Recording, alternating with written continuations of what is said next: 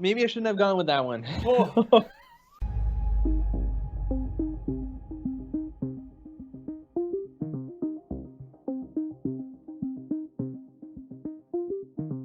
Welcome everyone to Discovery Expo. This segment is called Burning Questions, where we ask the burning questions about soft skills and how to deliver the best experience when selling on the sales floor. And we eat some burning hot wings. I'm your host, Ryan J. Whitehead, and joining me today, my co-host, as always, is Rav. Rav, what's up, buddy? How's it going, Ryan? Thank you very much for having me on this segment here. Although I do want to say I don't really eat spicy foods. I don't enjoy having my tongue burning. So this is going to be quite the experience. So we'll see how it goes. So here's how it's going to work. We're going to talk a little bit about soft skills today, and we're going to eat some burning hot wings. So let's start with the first one, which is the Frank's Red Hot Sauce Original. And this has got the cayenne pepper sauce here. Now, this is an entry one. You picked this as an entry level one. Yeah, this is where my limit kind of hits. This is the sauce that hits right. This is that sauce that I would go to if I needed that kick. I don't tend to go higher than this. So that's kind of shows you the base level here of where we're at, and we'll see where it goes up after this. All right, sounds good. Okay, so let's get into it. Let's get ready. Let's get the hot sauce open up here. Oh, okay, no seal on this. All right, here we go. Just gonna dip a little bit on there. Yeah.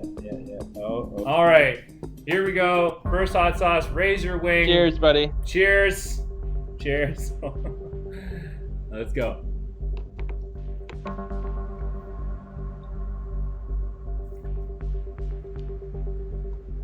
Not bad.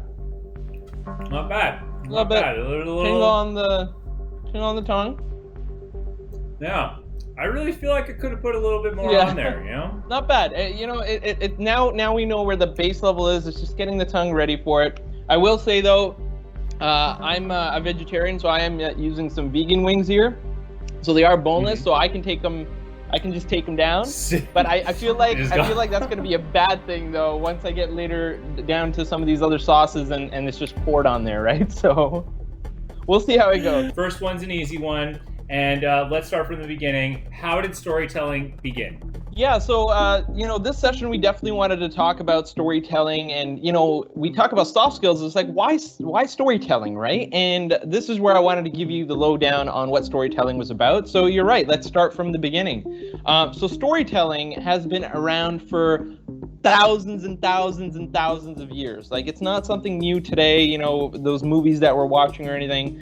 It really started off with cavemen and the first drawings, and that happened all the way back in Spain about 40,000 years ago, where people were drawing things to, showcase their survival skills and things like that. And it was a way of using a universal language that everybody could understand, because drawings, people could interpret it, and it made it easier to do that. But after that, we started seeing hieroglyphics showing up, especially in ancient Egypt, dated back to about 5,000 years ago, where they had, pictograph characters that represented sounds, and it also represented symbols. So people got a little bit of a better understanding of how to communicate that way. And then it led down to modern storytelling, right? Which is your oral storytelling or verbal. So people in older, the Mesopotamian era, they actually used stories as currency. And people wanted to tell stories because they felt like there was a value, and they were put into songs or poems so they could be easily remembered. And it was a way to share information that got passed down the generations. So we saw a lot of that. And now, nowadays, written words, that's something that's been there for quite some time. Almost 9,000 years ago is when we saw some of the first writing that we had. We have newspapers now. We got plays, we got stories, we got books. And last but not least, technology, right? This is what we use and see every day. You got your radio, you got TV, you got movies, right? Especially movies like those big, fantastic Marvel movies that we have. And then you have blogs, and now we're doing streaming, right? So this is us telling a story to our viewers right now, and we're actually getting that information across and being able to tell that story. So, storytelling has a huge, history to it. and it's kind of progressed as we kind of go, and who knows where it's going to go from here, right? So it's definitely a lot to take in when it comes to all the stories that we've told as humanity as a whole.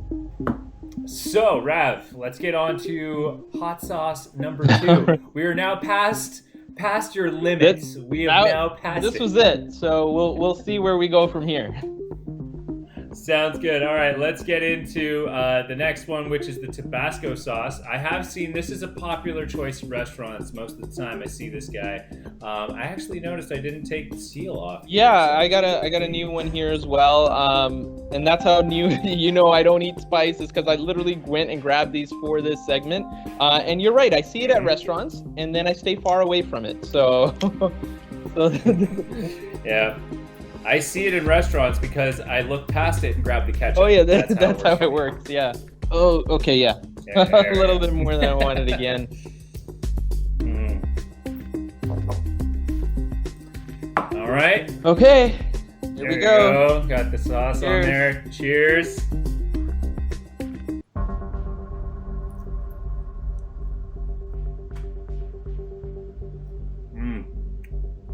Oh.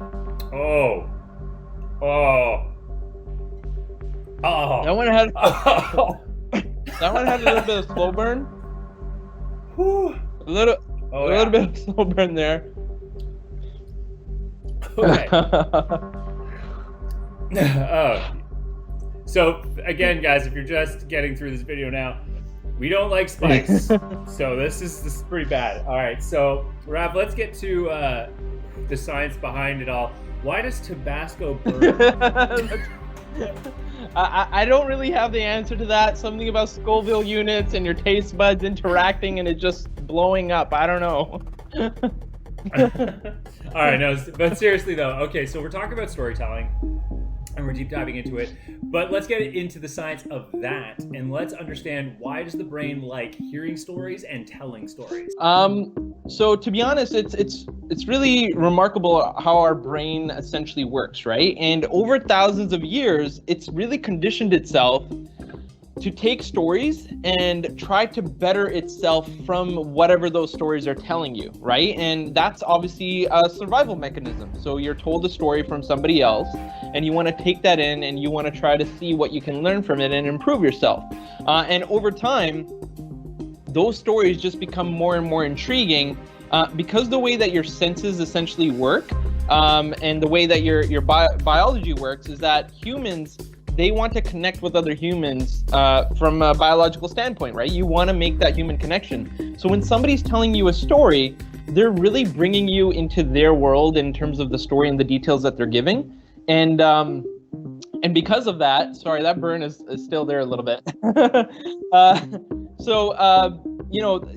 When somebody's telling you that story, you really do want to believe what they're telling you. So if it's not necessarily a fictional story, but if it's whatever that they're telling you, hey, that happened over there, it's that mechanism when somebody tells you, hey, did you see what happened or did you hear what happened? It's because you want to go into that and actually make that human connection. But brains are also conditioned in a way to fill in the gaps when there's pieces of information missing. So think of your senses, right? All your senses, even though one sense might not be getting information, it still tends to fill in information even though it's not accurate. So if you heard something, maybe you hear something down the hall through the door and you don't know what it is, but the brain is still trying to give you whatever it can and try to interpret what it might be. So you might hear something like, it sounds like a cat outside, but it's completely different in some other sort of noises. And that's because it's the brain trying to figure things out and really fill those gaps. So when you hear a story from somebody, you are taking in whatever you can, your senses are trying to fill in the gaps, and even if the story's not real, your brain is doing that work to make it feel real, and that's because of that survival mechanism. So often you'll see people really, really loving these stories is because you start building that connection through your senses to that story, and the brain is kind of set up through that.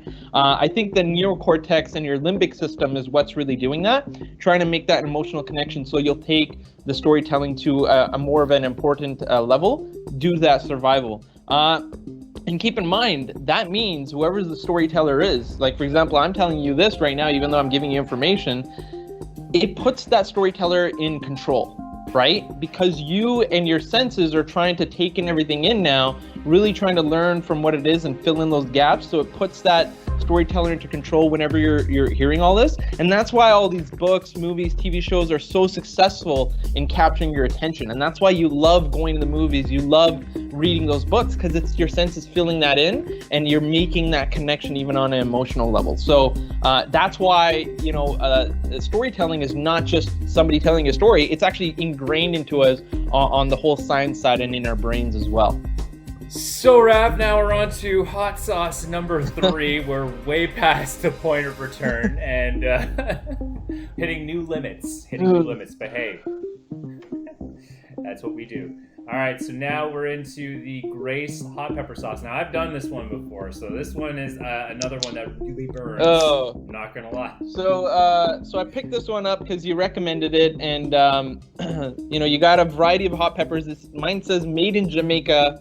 And it doesn't just say hot, it says very hot. So I think it's a little bit of a warning there, letting people know, hey, you might want to be a little careful with this one. So taking it up a notch here. Here we go. This one looks like it's going to come out very easily, so we got to be very careful. Oh my God. For a second, as you were saying it, I'm like, nah, it's just little drops coming out. And then the whole thing just poured out. I mentioned that. I mentioned that at the beginning of the video. I know as you were saying it. I'm sorry. Oh God, there's a lot on here now. All right, let me get that wing there. Drenched in it. Oh my God. Okay. All right. Cheers. Oh God.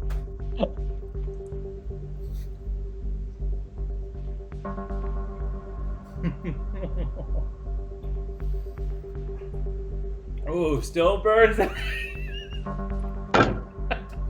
Still burns as it does now. Woo! Woo! Ah! Why do all of these hot sauces creep up on you? I don't know. All right, that's a hot one. Oh man, that's a hot one. Okay. You know what? We're gonna just speed this up so that burn just doesn't linger too long. All right.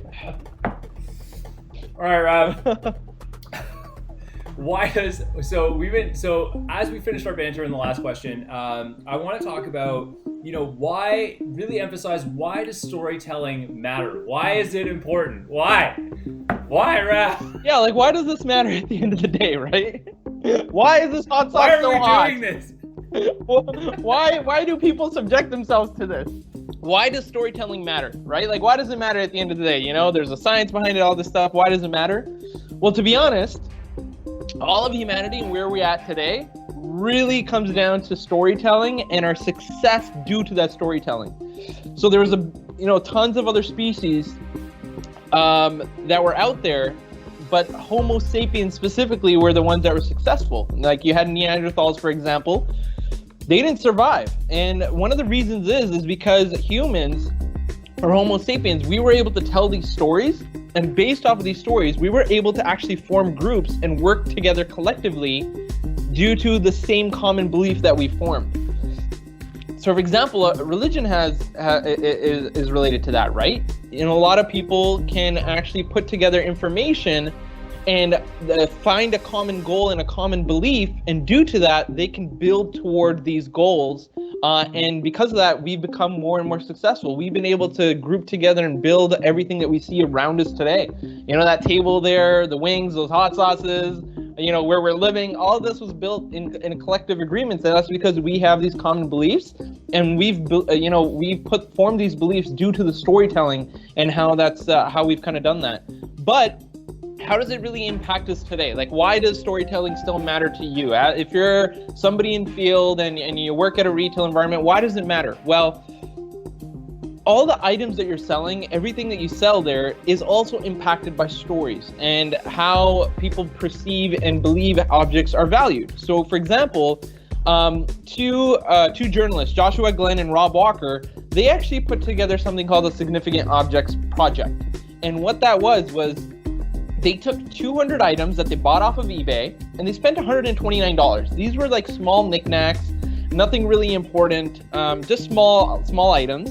Then they got 200 different writers, and they got each of the 200 writers to write a story about each of those objects that they bought. So remember, these items all together were $129 for 200 items. They got these 200 writers.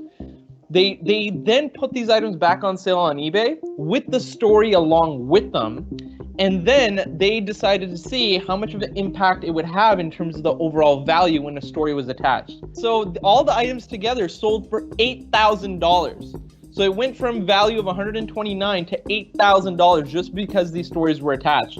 One of the items was like a little small globe paperweight. It was like this big, and they had purchased it for $1.49, and that sold for $197.50 because the story around it was written about how this paperweight was a token from a boyfriend to a girlfriend who is now an ex, and when they used to travel together, it was something that they would take along with them on their journeys. And this was the story that was kind of told alongside it, and somebody felt that there was added value to that. So you telling stories in field and talking to customers and actually, relating the objects that you've used and telling those stories actually does increase the perceived value to a customer. And if it's something that's more connected to them or a story that they can connect with, it's just going to add more of that value to them as well. So it's something where obviously you don't want to tell fictional stories here, but tying a story that really fits what their criteria is, what they're looking for, and that really fits that object is going to go a long way in terms of you being able to help that customer and find them the right item that they're looking for there. So you can see that there definitely is a connection and why they're important. And obviously all the stories we've told about before, we got those movie shows, books, which are, the movie industry is $100 billion in 2018. TV shows, there's people so passionate about them. Like, I can never look at Game of Thrones again after that ending of season 8. So I don't even want to do anything with it because we feel so emotionally connected to these things, right? So stories do have an important part to play in all our lives around us. Perfect, man. Great answer. I love that. And, I love how you bring up Game of Thrones because everyone was talking about all the heroes in that, which brings us to our secret word of today, which is heroes. Hero. Hero. That's right. Hero, singular, because in Game of Thrones, there technically was only one. And also tying into that, so if you think about a hero, right? Everybody that walks in through your door is actually a hero of their own story as well. They're actually on their own hero's journey, and they're trying to find the right tools to actually build out whatever it is. Maybe they're getting productive for work. Maybe it's for school and they need to do something for that. Or maybe it's just a passion project that they're finding or a hobby, and they're going off to do what they're doing in their stories. So you as a retail pro in stores can help those heroes along their journey by recommending the right products and telling that right story to that hero. So definitely help them out with what they're doing. All right, Rav, we're in the final round of hot sauce. It's the hottest it's ever been. We're way past the point of no return in terms of our taste buds and what we're about to experience. So for this part of the round, we each brought our own hot sauce to the table. So just introduce mine here. This is from Pepper North. This is called Blueberry Plague Hot Sauce. And it's blueberry with scorpion peppers. And right near the bottom of the bottle there is a heat index meter. And it takes up about 3/4 of the meter. So I'm told it's a sweet burn, not like sweet as in cool, like sweet as in like sweet as in the taste. So it's gonna be interesting. But Rav, what did you bring? So I feel like I've made a grave mistake here. I feel like it was a nice increase between these sauces, and then I went to the store and I'm like, hey, show me where all your hottest hot sauces are. And I picked up this one. It's called the Cool Runnings Ghost Pepper Sauce. And it has the Naga Jolokai peppers.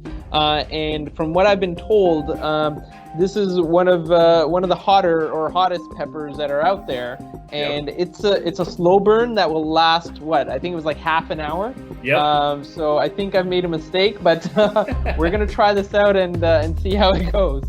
Okay. All right. Yeah. Let's try this. That's all I'm doing. Oh, this has a big opening too. Oh my God. All right, I gotta be careful. All right. Oh God. Here we go. Cheers. Cheers, buddy. Just so you guys can see, you got the sauce there. Here we go. All right.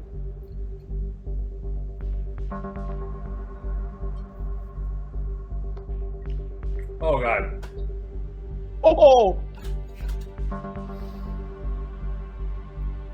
Oh. that physically stings. Oh.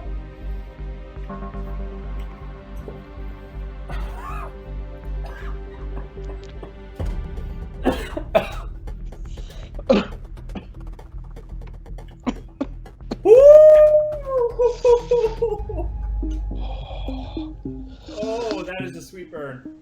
How you doing, Rav? It feels like I have a bunch of Roman soldiers with spears walking in my mouth and physically stabbing my tongue right now. I'm sorry.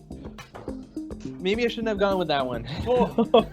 So tell me, how do we use storytelling in our day-to-day in stores? Okay. All right. Okay, so we just we just talked about how storytelling is important, right? You know, we just talked about how you telling a story can change the value of an item. So the objective and emotional value can both increase, all right? The objective value being the dollar amount, emotional value, the connection that people feel, they can both increase when you tell a story.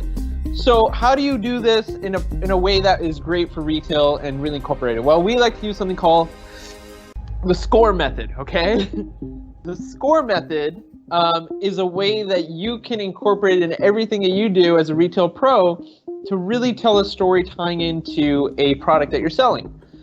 So what does SCORE stand for? So it stands for situation, complication, resolution, and example, all right? So situation, what you're doing is letting the customer know about a situation that you've come across that might be relatable to what they have told you. So they might say, hey, they use devices in a certain way.